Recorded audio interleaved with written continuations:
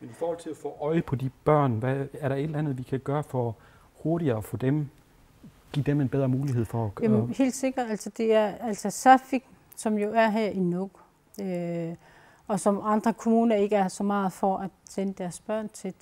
Derfor er det nødvendigt, at vi i de forskellige byer har et team og en beredskab til at tage vare på det her familie og børn, som bliver udsat for overgreb. Og jeg mener også, altså vi skal sætte meget tidligere ind. Vi ved, den her undersøgelse her viser også, at i mange tilfælde, så har der været alkohol involveret. Derfor er det også vigtigt, at vi får lavet det her gratis alkoholbehandlingssted, muligheder, som vi satser på at starte op i 16. Og vi bliver nødt til at udvide vores systemer flere steder. Altså. Så det er en samlet bred indsats? Det er en bred indsats, og vi har desværre ikke alle de psykologer, vi kan ønske at have på alle familiecentrene. Og indtil videre så er det heldigt for os, at der er det her kapacitet, vi har med de 4 hold psykologer, vi har, som kommer ud.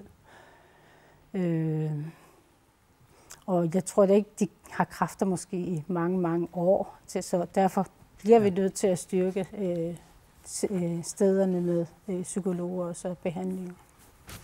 Hvis vi skal hurtigere hjælpe de her børn på vej og måske blive lidt bedre til at få øje på her måske noget galt, hvad enten det nu er læreren, pædagogen eller naboen, der skal holde øje med. Hvad er det, man skal holde øje med ved de her børn, for at sige, at der måske er noget her, som vi skal reagere på?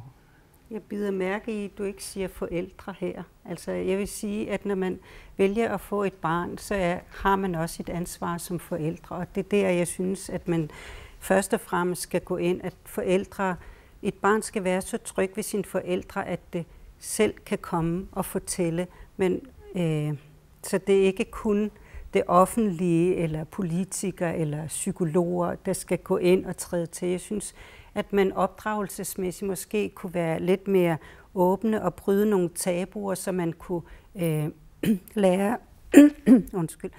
et barn omkring dets eget krop, og hvordan det kan sige fra. Altså også det der med,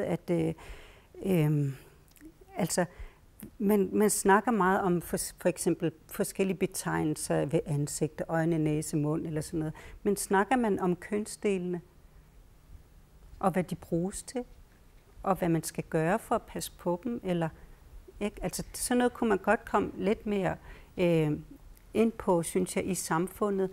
Det er så tabubelagt, så man får sådan, eller børnene kan få en meget sådan forvrænget billede af kønsdelene, og hvordan man i det hele taget, fordi børn har seksualitet fra de er små af, og det er også en naturlig del, altså det skal ikke tabuiseres, det er noget, altså seksualitet, det er noget, der er dejligt, det er noget, der er rart, men der er også noget, hvor det er forkert, hvis det er en voksen, der går ind og bryder et barns grænse. Ikke?